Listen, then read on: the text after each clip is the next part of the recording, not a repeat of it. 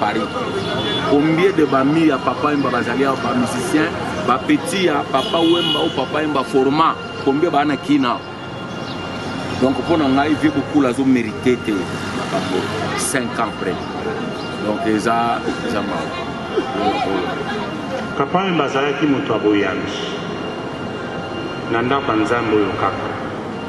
Ya Saint Joseph. Papa Wemba bandai kovana na banwana. Na chorale à 7h, il y a papa André. Koyembe Sikamoko na André Bini. L'artiste Nabiso, va nous changer, va continuer dans mon cas. Parce que comme ça, on peut se sentir.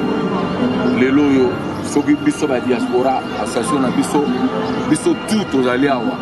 Les musiciens au Benza, au Balobake, Baninga Lissano, il y a papa. Papa Wemba, il y a Biso 5 ans, idole des jeunes. Formateur, des formateurs, nous sommes toujours là. Ils sont allés parmi les précurseurs et un phénomène à la SAP. Et puis le vieux nous a valorisé en ce moment à travers sa musique. Donc on ça a été sur les autres hier à tuer pour naïe. Tu n'as pas na le roi de la forêt na milicho à Kematadi. Donc à Kematadi et on a dit il faut na mbango on a invitation na mbango que nous représenter. Donc on a la paix na fasa icon ou à salama me bili na Congo na Afrique. Donc papa Wemba aza penza makabu pour la musique congolaise quoi. Pour na koyeba grandeur ya papa Wemba. Tamba kolengela 60 ans d'âge na ye. Wana naza recteur na cathédrale. Alinga ki mes na ye ezala soigné. Et il venait chaque soir na répétition ya chorale pour koyemba messe. Na phrase moko kulutu moko lobaka koya na matanga te elakisite ke ozana bodunga mutu wana te ba circonstances ezalaka mwa mingi na okondana batu ezate. Donc ce qu'artiste na moni Viegina il faut toto zo esuko aéroport ayemba la moko pona. Mais Viegina aza papa Wemba. Il y a papa Wemba. Il faut que nous tiennes pembe la veille, l'avant-veille. Ah, bah, master. Na leli. Est-ce que yo banza kanga yo? Ponga maganzo manga e.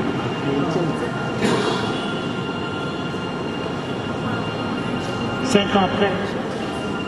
Toujours que l'hôtel tombe à papa Wemba et commis tombe mon voyage.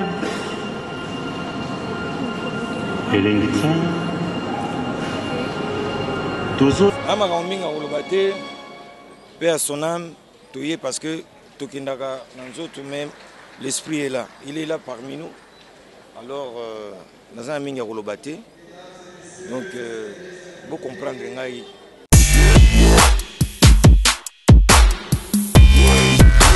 « 24 avril 2016, 24 avril 2021, 5 ans jour pour jour depuis la disparition, il y a Kondo Jules Shungu Wemba Dio, dit affectueusement Papa Wemba depuis Atika Biso.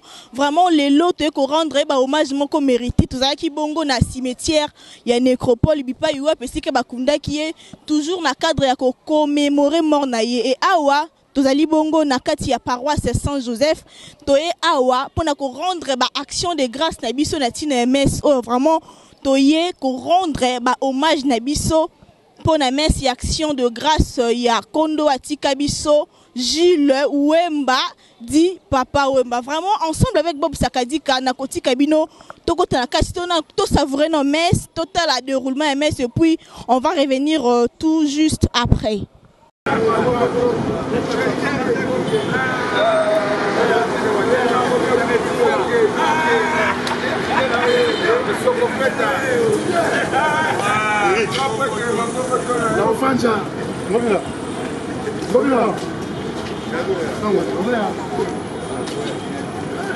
Moïse.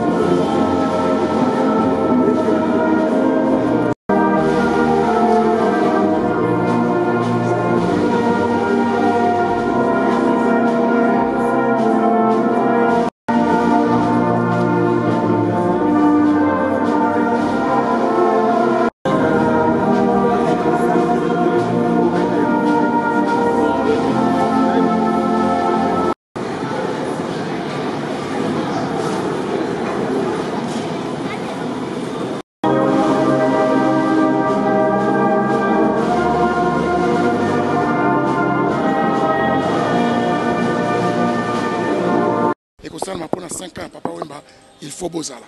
Nous avons représenté l'association Oyabiso Yaba Diaspora réintégrée au pays. Le fondateur Maître John Yabusele, il y a mon gouverneur Azali président d'honneur. Il y a un moniteur qui représenté gouverneur pour Namatanga, on a pour Papa Wembo Yabiso 5 ans, idole de jeunes, formateur des formateurs. Il n'y a pas de Chopanda, certes proche à Weranson, mais proche à l'artiste Nyos, il y a RDC. Un mot, na bande konayo, baleki nayo, bano artiste musicien, oyo. 2 fois, bazale ko briguer, na absence na bango au sein, il y a ba circonstance le quoi ya boy. Na linga phrase moko kulutu moka lobaka. Koya na matanga te et la kisite ke ozana bolinga mutu wana te. Ba circonstance ezalaka mwa mingi. Moya okondana batu ezate. Donc ce qu'artiste na moni Viegina ifong. Toto zoé sur aéroport ayemba la moko pona. Mais Viegina aza papa wemba. Mais Alexis Bolingo. Est-ce qu'azaka yemoko est-ce qu'on ba yete bazana bolingo papa wemba te peut-être ba contretemps. Mon bébé les hommes toro baboye misuba na Abidjan. Donc to jara batute pona biloko wana. Pour moi bolingo beaucoup il y avait beaucoup de tika na mitema ya batu. Na oya sala malamu pona biso. Force na biso zaka to lingana et ko sala biso lelo papa wemba 5 ans bazole la ekaka. Question yo faut tuna. Est-ce que soki ndenge ne tamboleli nanga et ko permettre que soki nazate ba kanisa nga kaka. C'est la bonne question à se poser. Yango sincère ya kozaka lolendo. Faut ozala ndenge batu basengeli bazala. 5 ans après, à Kinshasa, nous allons célébrer un grand de la monde, de la culture, un grand aussi dans le monde du sport, l'icône même de la culture quinoise et du sport quinois. On l'appelle Maître Toro à travers un grand festival, Maître Toro FEMAT. Moi, Liloba, étant grand leader et homme culturel à Kinshasa. Lobi yango penza wana za penza monument ya ba monument. Oyebitan to yibana mike to tala ba miss. Oyebi ke yenda bana osala masolo wana. Tala viona na tango na vision na zaki nango. Donc ba Maître Toro. On a qu'une église à pasteur qui s'amène en face à Maître Toro. Donc on ne jamais. Donc il faut linga na bomo inayo et l'eau comme marqué pour tika la immortel. Donc Maître Toro 5 ans après toko kanisaka ekaka icône ya mboka sur le plan culturel ba Maître Toro bazabai toko négligera jamais. Voilà. Merci beaucoup Yapacho. C'est moi qui vous remercie. Ndeko nangai grand frère. Bon, ngai pe ndenge na komia wa naye parce que namaka minga oloba te paix à son âme toye parce que tokendaka na nzoto même l'esprit est là, il est là parmi nous. Alors naza minga oloba te. Donc vous comprendre ngai na utikoya na fatigué ba me ba yozwa ngai na staff à diaspora Maître John, Georges Lutula, Eric Lukasi, honorable Pacho Panda, Titi Le Valois, bah, aux en aéroport. On a un balamou quoi. Donc je suis vraiment très fatigué. Mais quoi les Kamwande Konanga, Azali passe à thé. On a Yaya. Ouais, Yaya Tikara Yaya. Tout le monde bazaïko. Tout qui m'a camoué belé boye biango. Et alors la Tikanabino. Tikanabino, paix à son âme, et à Ozanabiso jusqu'au jour où Biso Tozonga, et pas encore le Tokutana Ekuna. Tout ça, sous Bandou, la onde est aux Alagaka. Dans ce qui s'est c'est pour faire. Merci beaucoup. Et dans ces pays, na ndenge bokomi awa. Merci beaucoup. Merci à Gina. Merci.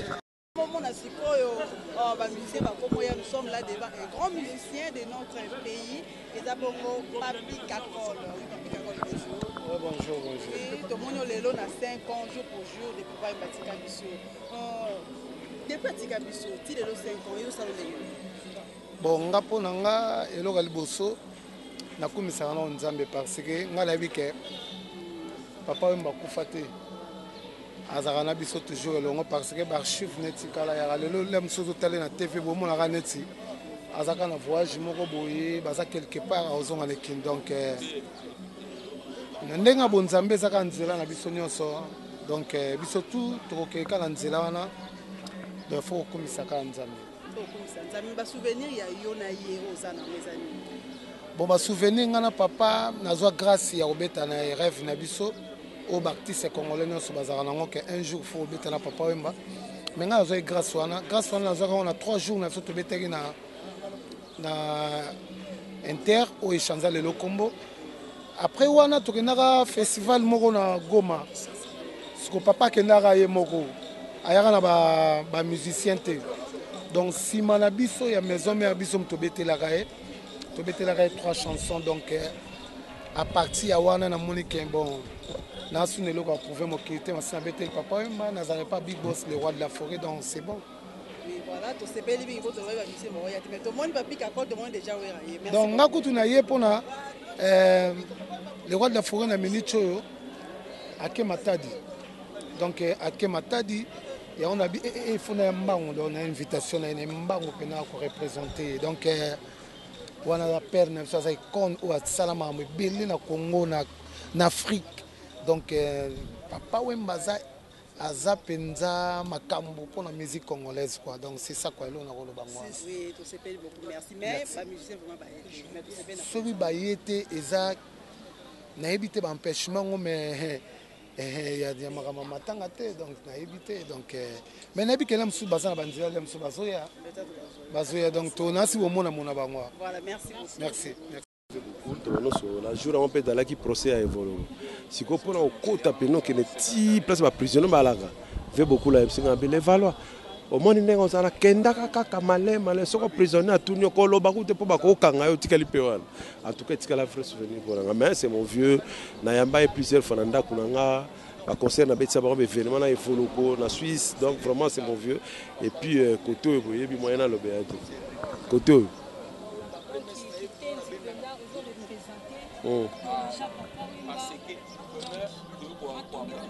biso to ali parmi ba précurseur et phénomène à la SAP. Et puis le vieux m'a valorisé en ma casse à travers sa musique. Toko bossa na été sur le to hier wa to yepona yi.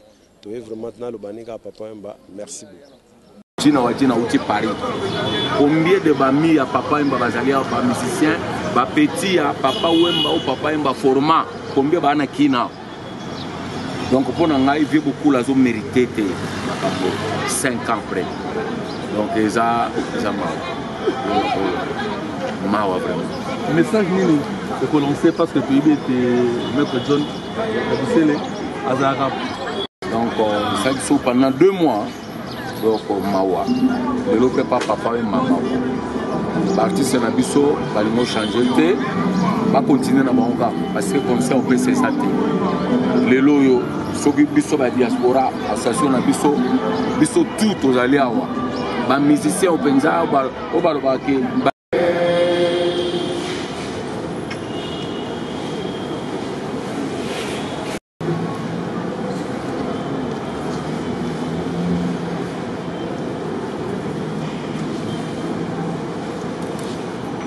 amis,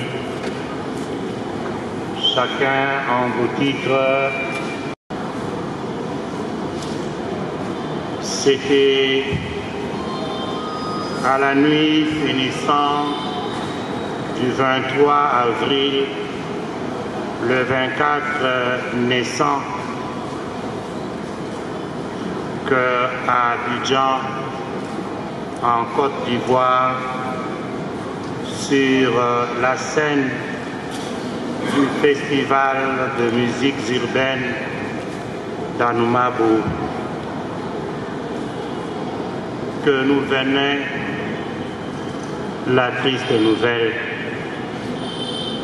qui reste encore triste nouvelle, voilà 5 ans, jour après jour. Nous sommes allés à Abidjan récupérer le corps inerte de celui qui est reconnu comme un des plus grands musiciens africains de ces dernières 50 années. Et nous sommes revenus. La grandeur de ces funérailles ont montré une dimension spirituelle de l'homme,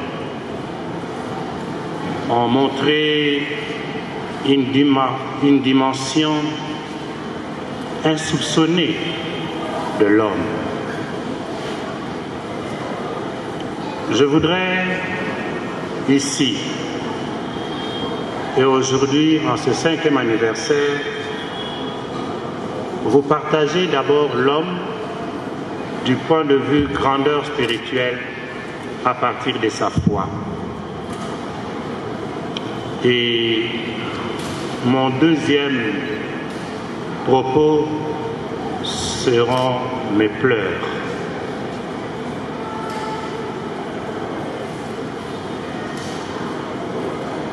Papa Wemba azalaki mutu munene kaka na miziki te, kasi nazotala ye en faisant lecture ya ba coïncidence onga na bengi providence événementielle ya vie na ye.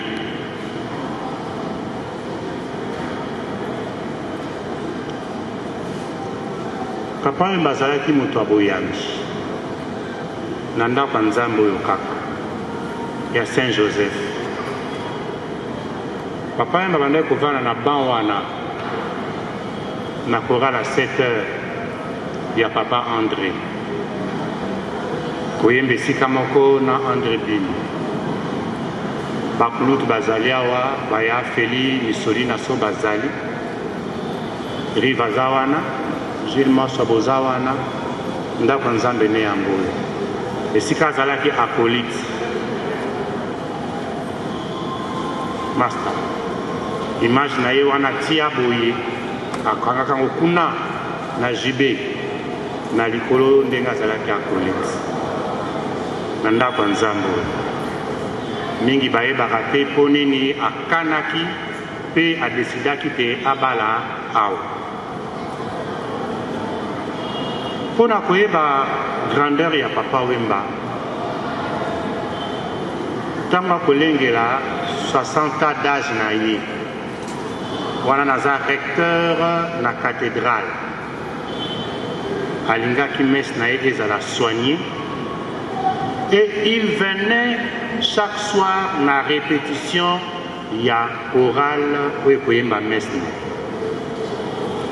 Il venait chaque soir na répétition. Et je me rappelle ce que répétition esili toye libanda tovandi wana mwa moke na bajosa Félix manwaku waku. Et je me rappelle soirée wana Papa Wemba telemi mwa kuna musika azosolola na boko ba musicien. Félix avandaki na biso asengi lindanda asimbi kabo na ndenge na ye moko don don don din don din don din don don din don. Papa Wemba azalaki kuna kosolola abaloli ka miso na ndenge ayokaki mi amore mwana ya mama akoti yango mbala moko ngabi toyebaka te so tozalaka na nani pembeni. Donc de lisolo ya quartier ayoki kaka son alindanda pa asi akoti Papa Wemba na efeli ndeni ya bipa wana musana. C'est une fierté. Et à Joaki grâce, mais il y a 60 ans à la cathédrale, ceux qui étaient présents, à Joaki grâce, mais Wana et coïncidé na émission de vœux ya ba sœur thérésien. Et c'est le cardinal Mosengo qui a présidé la messe de 60 ans naïe. Autant à niveau spirituel. Le cardinal Mosengo qui était le conseiller du pape. Présent pour le vœu, il 1661, Papa Wemba a besoin de Dieu. Et Papa Wemba a donné l'occasion à nos musiciens qui étaient à sa messe, bakota par la couloir interne et à chambre à Basango, Bapesaka, cardinal Mosengo Mbote. Ceux qui étaient là ce dimanche-là se le rappellent. Cathédrale, Notre-Dame du Congo. Et quand du Vatican on m'a demandé que le pape cherchait un artiste africain pour accompagner les évêques au synode d'Afrique à Rome, c'est Papa Wemba qui avait été retenu. Et le cardinal préfet m'a téléphoné par l'annonciature pour que je témoigne sur Papa Wemba. Mais c'est un chrétien tout fait, il vient de fêter ses 60 ans ici à la cathédrale. Et Papa Wemba qui pour représenter Bissot na Vatican et pas à Papa. À tout ça, l'honneur na Bissot. Voilà la dimension spirituelle de Yamutoyo, tout ça tout ce kakanaye. Dimension comme Akinango. Et Papa Wemba, tango sali mariage naye. Il venait aux répétitions ici à Saint-Joseph. D'abord, à l'animatéa, il y a Libala Lokola Mo Christ Nyoso. Formateur naye, il y a Libala Zalaki Nan. Papa n'est pas. Il n'est pas là. Il attend à la zone. Il est là. Ah, il est là. Voilà. Moutapé ça qui est ma. Comme tout couple normal et tout grand qu'il était, Papa Mbaza Koya Awa, à l'animaté à l'oko la montunios. À tout nous peut nous tourner, mobile avant d'en avoir de bala ndengeni. C'est à sa propre messe. La prière universelle, Niemoka Martin en terre, parce qu'il avait répété à routine d'abord. Attention. Mokonzi. Yozali mutemango Ndimalo sambola biso. Il chantait, il participe à sa messe. Je voulais soulever la dimension spirituelle de l'homme d'abord, pour touiller ma grandeur et à Mutuango. Et rien ne m'a étonné à sa mort. Peut-être à part Pépé Grand Calais, qui était le neveu du cardinal Malula, mais Papa Wemba est le seul artiste Nabiso, Oyo, épiscopat national et des organisations liturgiques. Le président de la SENCO, la conférence épiscopale nationale du Congo, qui a prêché, c'était Monseigneur Nicolas Djomo. Et dans la cathédrale, Notre-Dame du Congo est suivie en direct par le Saint-Siège, présidé par le cardinal Mosengo. Au niveau de l'Église catholique nationale du Congo, il n'y a pas plus sommet que ça. Et le biso basango ba épiscope ba cardinaux, tomoni monene ya mutuana. Oh, biso tovanda kanaï, c'est vrai. Tolia kanaï, c'est vrai. Ayaka na quartier na matanga tovani na biso wana matango yaki na kandakanda peme na mère French tovani wana azipela na tie ya contribution ya matanga abisi papa boke pe pas mon pépé a tia contribution pour vana na couloir comme un simple homme mais surtout si grand que ça, si grand que ça. Yemoka lobaki lokola bozo vanda vanda nanga awa. Monsieur le journaliste, libérez cette place-là. Merci à Jessa d'être venu. Voilà. Donc, à l'obaki nabiso, lokola bovandi vandi nanga, bozoeba bonene ya mutubuzana ite. Mais mokolo na poti kabino, bokoye ba valeur. Ndesco était Nyami Balé dans le bac qui n'a vu non, n'a lingi n'a lela.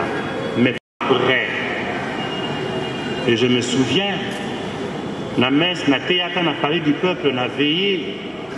Tozaki na bakonzi. Na bina bango bokeba. Nzembo wemba kufeli nango atike libiso. Question. 5 ans après na kutuna kabino. Est-ce que yo banzaka ngayo? Ponga mabanzo manga elukaka yo. 5 ans après, Tobanzi papa nanini.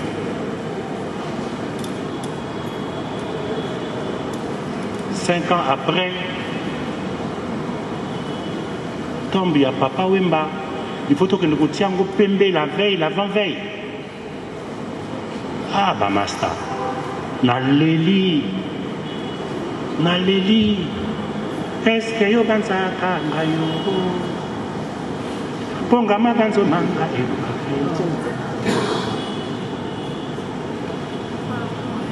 5 ans après, toujours que nous tombe à papa Wemba et commis tombe moko ya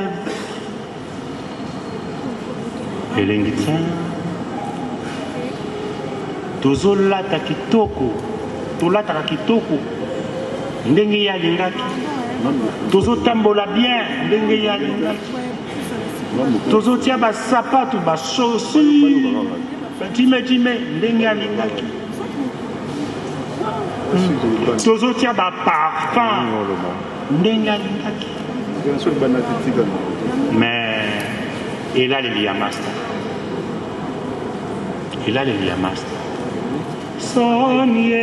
Soni zengolu zizila ye talana no mwa mokesi mama e asoni ngai fona lobango naza leki na ye naza sango na ye naza master na ye ifona loba yango ifona lela nesika na ye tokoko tika lela 2 fois te ya lokola tika nesanga aya lisusu aloba nalela na nani awa nakomi boye nzawe baninga bakiminga na kati esanga mama moi mobimba butu mpe komi boye nabeleli ebale yokamela ngai te adango nameyokeli mawa adango nameyokeli mawa nalobaki kuna kobengisa baninga 5e anniversaire ne tokende kotala ata tombo na ye tombo ezala na nzela kaka tombo moto ezali bongo monima kaka ndeko moko ya bonne volonté kuta komi kokombolaka mo esika yango atie mwa babilamba moko boye mpo esala mwa jazz makola na novel wana atie mwa kaka mpo eyebaka kaka esika yango mpe ezalaka kozela nayebi te fale na lobango tokokotika yango boye te tokomoka atia loboko boye oyebi yango papa asukaka na 5 te Jules Maswa papa atiaka boye 6 tala mpenza yango bien omona eza boye te suka boye te papa atiaka boye ondira ayebaka ke na 5 ans esimba te yango wana bakisalaka biso déjà une année tout se sensibiliser une année tout que nous relève la bakonzi ministre provincial il y a culture azamuta culture tout le banaye ayoka mama tabu Yvette ayoka lelo tout ça ba jeune ba niveau culture il faut tout ça na conscience culturelle moko culture et tombola bamboke belé de la chorale et nous approcher dans la joie et dans l'humilité pour donner à l'Église des offrandes comme